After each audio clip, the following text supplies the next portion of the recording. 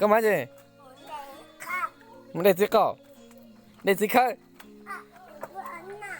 Spoon nào? Cái để gì? Để cái gì? Bố mua mà. Mua. Có đồ. Yo, cái muốn thì mua. Ôi, mua cái bông một bé nào mà. Tao cái nào, tao nhân ra cái nào mà. Tao mua cái bông hò. Tao cái nào chứ? Tao tụi nó mua chứ. Tao tụi cái gì ra chung là cái bông hò. Còn nó khó khó quá. Bông hò. Có chứ? Của mua mà. Rồi. Ôi dồi, để gì khác? Nè, bông kia lộ. Tất kia nó hiểu chỉ hiểu chỉ ta gì khác nó hiểu chỉ ơi, chỉ hiểu để gì khác. Để áo lúc tao hay không? Cho tao tập lấy tao.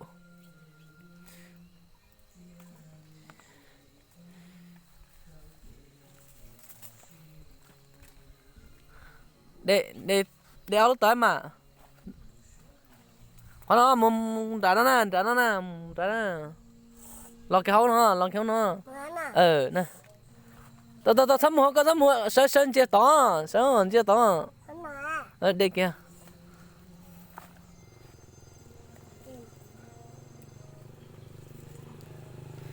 Tao khấn nó xem mà bao lên bao ơi. Ê, bữa tao trong xe. Lý có sư. Chị đây đó. Sao muốn có gì có bông hoa nè. Hai. Lúc nào sẽ qua giờ qua tuổi liệu. Bây giờ nó kìa sư. Em tên là tao mà đã gắt tới đây ha. Non tao mất pla hả. Trong xe đây. Chỉ tao ha. Giờ chả hay trong xe. Là. Để tao chỉ nào chỉ tao trong xe ha.